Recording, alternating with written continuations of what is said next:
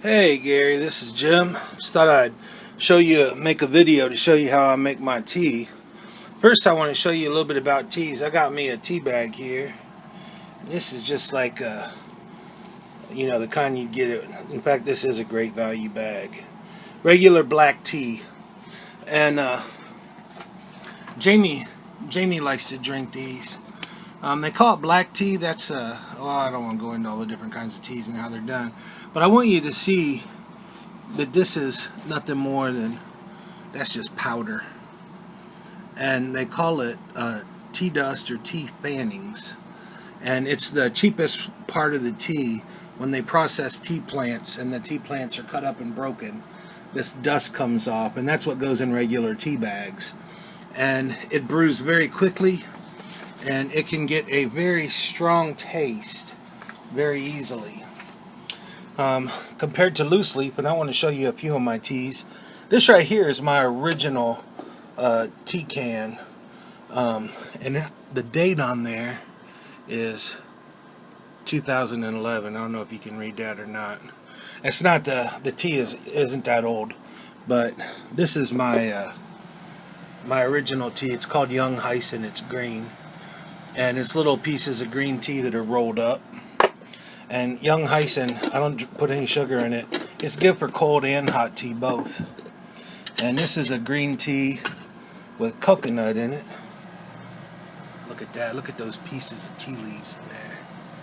Big difference from those little powders that are in the tea bags. And then this one right here is my tropical green. It tastes like pineapple. Look at that, man. Those are dried up tea leaves that have been folded over. They open up into huge tea pieces when they steep. That makes excellent iced tea. And then I have a white tea. Check out this white tea. White tea is buds usually. I don't know if that's focusing in or not. But it's expensive. White tea is one of the most expensive teas there is. Very sweet and mild. Now, this is my standard black tea that I use for making iced tea. I also drink it for hot tea if I want just regular black tea. And this is the little strainer basket I use for making my tea. So I'm trying to do this one-handed because I'm holding my phone in my hand. I'm going to make an iced tea. So I'm going to put in 1 teaspoon of this black. I just dumped it in my basket there. You can see that. 1 teaspoon of my black. And let's do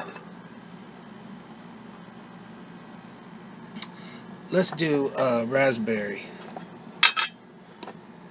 Check that out. You see those dried raspberries in there? Has real fruit in it.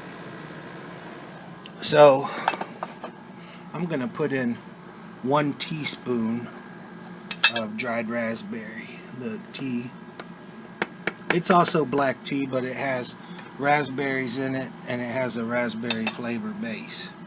So I've mixed 1 teaspoon of regular black in there and 1 of raspberry.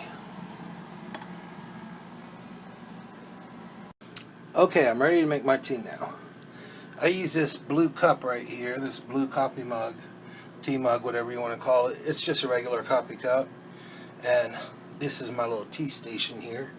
And I washed all my stuff because it was tea stained. I didn't want to look too redneck.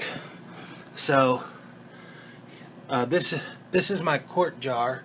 It's a 1 quart jar. It's actually from spaghetti sauce. We get these sauces that came in these quart jars, and I just use them as glasses. And it holds 1 quart, and I filled it with a tray of ice cubes, and all of them don't fit in there, so I use this little white cup here to throw the extra ice in, because when you pour it in, it'll overflow, it'll spill. So here's my basket, my tea basket. All I did was run hot water over it. It just kind of washes the tea. I'm setting that in my hot water. You always wash your tea, gets out any dirt, little particles, things like that. So what I did with my cup is I got some hot water and I microwaved it for 2 minutes. Makes it boil. And when you use black tea, you want to use boiling water for it. So I boiled it, and then that will sit in there. The tea will infuse for 3 or 4 minutes. You may wonder why I used a scoop of regular black and a scoop of raspberry. Because I'm going to dilute this with the ice, it needs to be stronger than you would take for a regular cup. If I was going to drink hot tea, I would only put 1 scoop of tea in. But since I'm going to dilute it, I need it to be a little stronger, so I put 2 teaspoons of tea in. And the reason that I mix them is because if I put in 2 teaspoons of raspberry, it would have a really strong raspberry taste. And the black tea just tastes like regular tea. Then the raspberry has raspberry flavor, so it still tastes raspberry, but it's not overpowering raspberry. So that's why I mix them. I do that with all my mixed teas that I drink when I drink iced tea. So, and then this basket can be reused for another steeping. I'm going to leave it sit in there for, like I said, 3 to 4 minutes. And then I set it aside in that bowl back there. And I can use it an hour, even 2 hours later. Go make another cup, go fill my jar up with ice again, and I'll get a second jar of iced tea out of it. So it's very economical. And sometimes I'll even make a hot cup. You just have to let it steep longer each time. So if I steep it 3 to 4 minutes on the first one, I may go 5, 6 minutes on the second. And then if I do, it's pushing it to use a third. But you can still, if you leave it set in your water, 8 minutes, something like that, you can still get flavor out of it. So it's just, being economical and thrifty. Let's check this out. Oh, it's got a nice dark brown. Can you see that? It almost looks like coffee. In fact, it kind of does.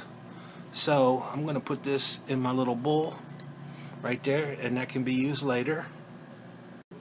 I put my jar on a bowl because it's likely I'll spill it sitting there.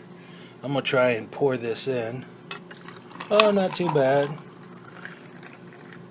Okay, so I poured, there's my cup's empty now. Poured my tea over there. Look at that. And then this is my little tea station. I use 1 teaspoon of sugar, which only has 15 calories. And I use a level, as you can see. Pour that right onto the ice. Then I have a mixer spoon. Mix that tea up good.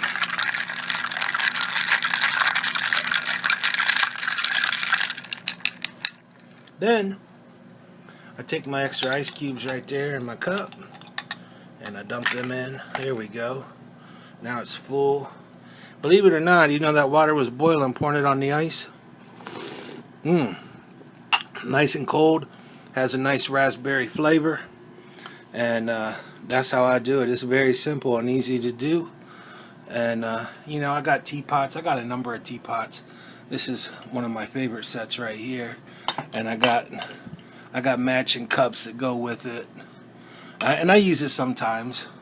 There's my sugar bowl. But mostly I just use this mug and that strainer. This strainer actually goes in a tea basket, in a teapot. See, here's one.